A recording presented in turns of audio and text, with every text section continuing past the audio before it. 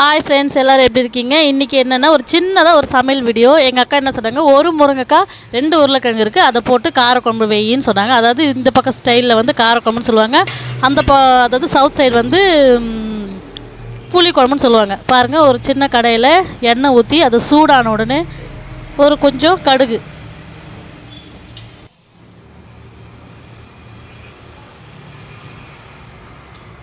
சமையல் வீடியோ போடணுன்னு எனக்கு ஆசை தான். ஆனால் எங்கே சமையல் வீடியோ நிறைய எடுத்து வைப்பேன், ஆனால் நான் அதை போஸ்ட் பண்ண மாட்டேன். இன்றைக்கி போட்டு பார்க்கலாமேன்னு போட்டேன். அப்புறம் கொஞ்சம் வெந்தயம் போடுங்க, வெந்தயம் போட்டால் மணமாகவும் இருக்கும். ரொம்ப போட்டுறாதீங்க, அது ஒரு மாதிரி கசக்கும் குழம்பு. கொஞ்சமாக வெந்தயம் போட்டால் உடல் சூட்டு தணிக்கும். அம்லியாவுக்கு சுத்தமாக சமைக்கவே தெரியாது. நான் வந்து ஒரு சின்ன வெங்காயத்தை ஒரு 5 வெங்காயம் உரித்து வச்சுருக்கேன். பெரிய வெங்காயத்தை கொஞ்சம் 2 வெங்காயம் நறுக்கி வச்சுருக்கேன். வெங்காயத்தை போட்டு அதோட நான் பூண்டியும் அதிலே சேர்த்து வதக்கிடுறேன். கருவேப்பிலை எப்பவுமே நான் ஃபஸ்ட்டே போட மாட்டேன், ஏன்னா கருவேப்பிலை போட்டால் அது தீஞ்சிரும். அதனால் வெங்காயமும் பூண்டும் போட்டு வதக்கும் போது கருவேப்பிலையை ஆட் பண்ணி நான் வதப்பேன். அப்போ வந்து தீஞ்சு போகாது. பாருங்கள், நான் கருவேப்பிலை போட்டேன், பூண்டும் அதிலே போட்டேன். நல்லா வதக்கணும். வெங்காயம் கொஞ்சம் ப்ரௌனாக வர்ற அளவுக்கு வதக்கினா தான் டேஸ்ட்டாக இருக்கும். அப்புறம் தக்காளி 2 தக்காளி வச்சு அதையும் நல்லா கிரேவியாக வர்ற அளவுக்கு நல்லா வதக்கிக்கணும். இது கூட கொஞ்சம் கல் உப்பு சேர்த்து வதக்கினா சீக்கிரமாக வதக்கிடும். 3 கல் இருக்குடா. ஒரேடியே மதியானம் சாப்பிட்றீங்களான்னு கேளு. நிறைய வீடியோஸ் எல்லாம் எடுத்துவேன், ஆனால் பால் பாயாசம் வீடியோ, இன்னும் நிறைய வீடியோஸ் எல்லாம் நான் ரெக்கார்ட் பண்ணி வைப்பேன். ஆனால் நான் அது வந்து போட மாட்டேன். அது வாய்ஸ் கொடுத்து பாருங்கள். நான் இந்த மாதிரி ஜாடியில் தான், நாங்கள் பிளாஸ்டிக் டப்பாலையோ அதிலெல்லாம் நாங்கள் கொட்டி வைக்க மாட்டோம். இந்த மாதிரி ஜாடி, கல்லுப்புக்கு ஒரு ஜாடி, சால்ட் உப்புக்கு ஒரு ஜாடி. கல்லுப்பு தீர்ந்து போச்சு, பேக்கெட் பிரித்து இதில் கொட்டணும். நம்ம கல்லுப்பு சேர்த்து வதக்கும்போது இன்னும் கொஞ்சம் சீக்கிரமாக வதக்கும். வெங்காயம் தக்காளியும் உப்பு பிடிக்கும். அப்புறம் நான் ஆல்ரெடி ஒரு முருங்கைக்காய் 2 உருளைக்கிழங்கு வெட்டி தண்ணியில் போட்டு வச்சுருக்கேன், அதையே சேர்த்துக்கலாம். வெங்காயம் தக்காளி நல்லா கிரேவியாக ஆன பிறகு தான் காயை போட்டு நல்லா வதக்கணும்.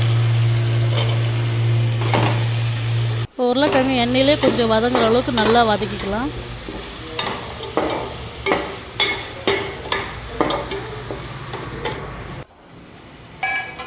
இப்போது நாங்கள் மிளகாத்தூள் அரைச்சி இந்த மாதிரி டிஃபன் பாக்ஸில் போட்டு வச்சுருக்கேன்.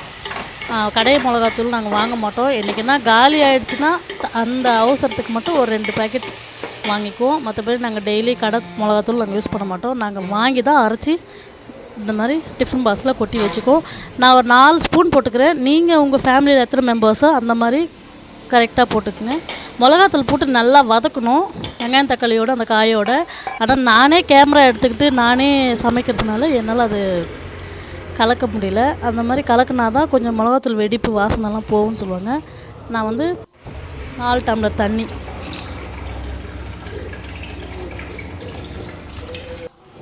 4 டம்ளர் தண்ணி ஆட் பண்ணி அதுலேயும் கொஞ்சம் உப்பு போட்டு நல்லா கொதிக்க வைக்கலாம். காய் வேகிற வரைக்கும் நல்லா காய் வேகட்டும். உருளைக்கிழங்கு நல்லா வேகட்டும், முருங்கைக்காயும் நல்லா வேகட்டும். இப்போ புளி ஊற்றினா காய் வேகாது, அதனால் உருளைக்கிழங்கும் முருங்கைக்காயும் வேகிற வரைக்கும் கொதிக்க விடலாம். நான் முதல்ல குழம்பு வைக்கிறதுக்கு முன்னாடி ஃபஸ்ட்டு நான் வந்து வெங்காயம் தக்காளி வெட்டும் போதே புளியை வந்து நான் ஊற வச்சுருவேன். ஆனால் இன்றைக்கி நான் மறந்துட்டேன், அதனால் நான் புளி வந்து நான் எப்போவுமே காரக்குழம்பு வச்சா நிறைய புளி போட்டுருவேன்னு சொல்லிட்டு புளிப்பாக வைப்பேன்னு சொல்லிட்டு திட்டுவாங்க. அதனால் இன்றைக்கி வந்து நான் ஒரு எலுமிச்சை சைஸ் புளி மட்டும்தான் எடுத்து வச்சுருக்கேன். அதை ஊற வச்சு நல்லா கரைச்சி, நான் அப்படியே ஊற்ற மாட்டேன், ஏன்னா மணல் இருக்கும், திப்பி இருக்கும். அதனால நான் 2-3 வாட்டி வடிகட்டி அந்த மணல் திப்பியெல்லாம் எடுத்துட்டு ரெடியாக கரைச்சி வச்சு தான் நான் ஊற்றுவேன்.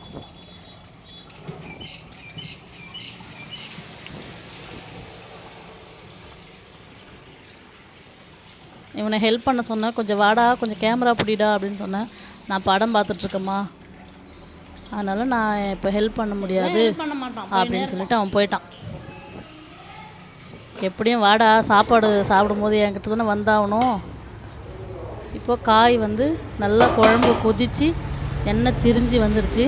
எனக்கு உப்பு பார்க்க தெரியாது, அதனால் எங்கள் அக்காவை கூப்பிட்டு கொஞ்சம் உப்பு பாருக்கா, காய் வெந்திருக்கான்னு பாருன்னு சொன்னேன். அவங்க வந்து செக் பண்ணாங்க. காய் எடுத்து வெந்திருக்கான்னு பார்த்தாங்க. காய் வெந்துருச்சுடி, நீ புளி ஊற்றுன்னு சொன்னாங்க.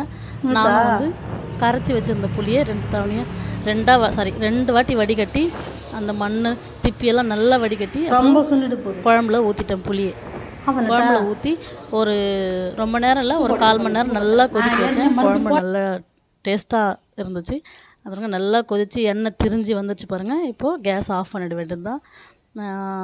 ரொம்ப நாளாக எனக்கு சமையல் வீடியோ போடணும்னு ஆசை. ஆனால் நான் வீடியோ எடுப்பேன், ஆனால் போஸ்ட் பண்ண மாட்டேன், அப்படியே வச்சுக்குவேன். இன்றைக்கி வந்து சரி போடலாம், சின்னதாக ஒரு காரக்குழம்பு வீடியோ போடலாம் அப்படி சொல்லிட்டு போட்டேன். நீங்களும் இந்த மாதிரி ட்ரை பண்ணி பாருங்கள்.